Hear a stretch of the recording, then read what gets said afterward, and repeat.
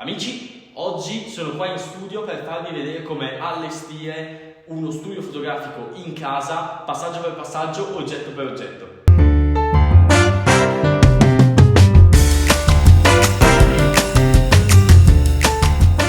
Una cosa fondamentale se avete scelto di realizzare i vostri ritratti in casa perché non disponete di uno studio, se come me disponete di uno studio che però non è esageratamente grande, potete partire, dovete partire, come vedete alle mie spalle, da un fondale. In questo caso il fondale è in carta, perché come vi ho spiegato già in altri video, il fondale in tessuto, se non è sempre ben stirato perfettamente e se non viene lasciato sempre appeso, crea delle pieghe che possono risultare spiacevoli una volta che la luce impatta su di esso, e quindi il rotolo di carta è sicuramente la situazione migliore. Ce ne sono di vari formati, la lunghezza standard è di 11 metri, mentre invece la larghezza può variare da 1,5 m a 2,2 m, 2,5 m.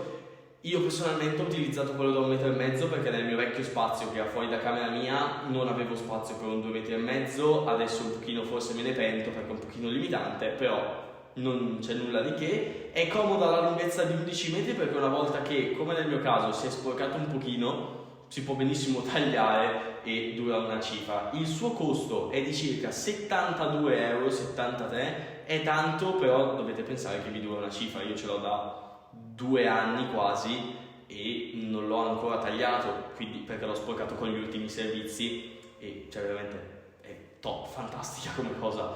Quindi veramente carta e tessuto, c'è proprio un abisso in mezzo.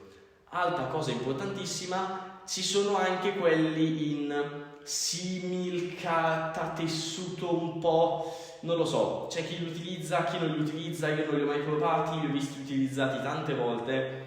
Secondo me vanno bene per fotografie still life o per le fotografie newborn, quindi ai bambini piccoli che magari vogliamo mettere in un contesto un pochino più particolare, però sicuramente carta vince sempre tutta la vita.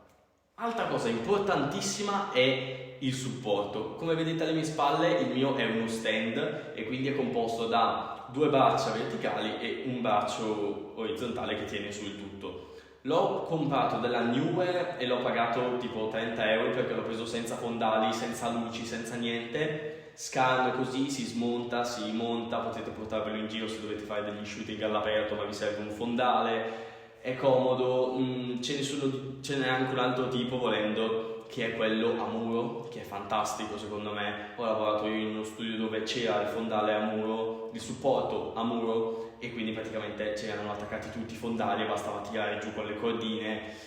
Sì, sicuramente se avete uno spazio fisso, una sala posa dedicata, è molto più comodo, però se siete un po' nomadi e un pochino indefiniti come lo sono io, sicuramente questa è la soluzione migliore. Soprattutto anche perché questo qua si può alzare fino a tipo 2,5 m, quindi non avete problemi di vedere il rotolo dietro o cose strane.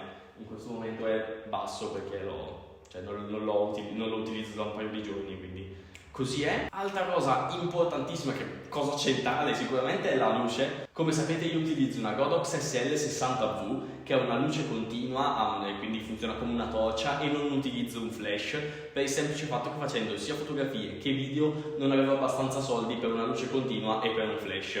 La utilizzo ovviamente anche per le mie fotografie e per quanto mi piaccia e per quanto sia secondo me la miglior lente insieme alla 100D, ovviamente per fascia di prezzo, poi ovvio che sicuramente per le fotografie un flash è più avvolgente e poi sono gusti personali di come si vuole la luce, però è molto più utilizzato dai professionisti.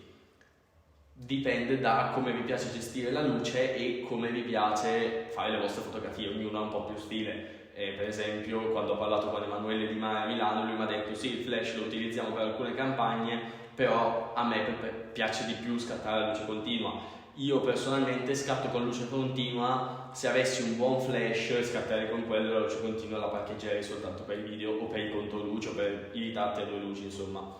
Importantissima cosa che mettete sulla luce è il modificatore. In questo caso io utilizzo un Octabox da 120 cm di diagonale della Godox. Ce ne sono di 1000 di modificatori che vi fanno ottenere 1000 effetti di luce diversi. L'importante è una cosa.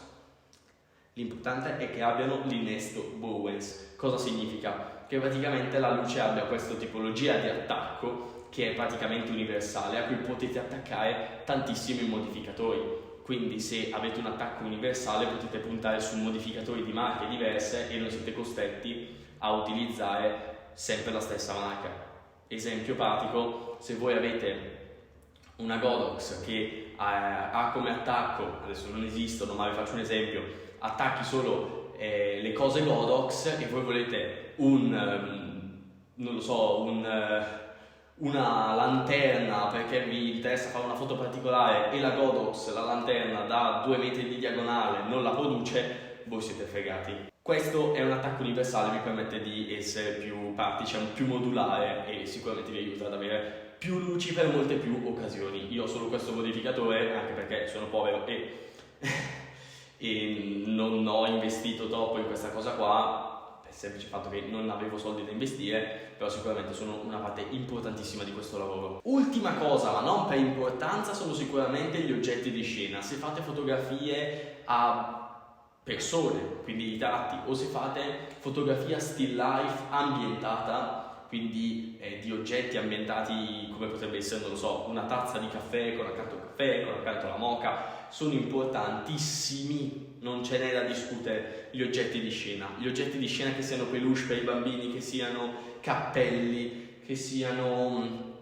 sgabelli fatti in un certo modo particolare, delle sedie in legno, sono veramente essenziali. Vi danno la possibilità di, oltre che disporre il vostro soggetto diversamente, far interagire il vostro soggetto con un ambiente diverso ogni 5-6 scatti, quindi alla consegna in ogni scatto magari il soggetto avrà un ambiente diverso. Non è che dovete comprare le palme, però almeno tipo 2 sgabelli diversi. Ecco, io ne utilizzo 3 per esempio e cerco di disporre un po' i soggetti così. Poi io sono povero, si può fare molto molto meglio. Vi lascio qua il link o il nome di una fotografa che su Instagram ha veramente tantissimi oggetti di scena anche per i bambini proprio, e li fa sempre disporre in modi diversi e li fa utilizzare insomma questi oggetti di scena per dare un tocco particolare alle fotografie. Quindi se avete intenzione di aprire uno studio fotografico in casa e pensate che sia arrivato il momento di fare ritratti, di fare still life o di fare qualsiasi cosa vogliate, queste sono le basi e queste è le cose da prendere proprio basilari.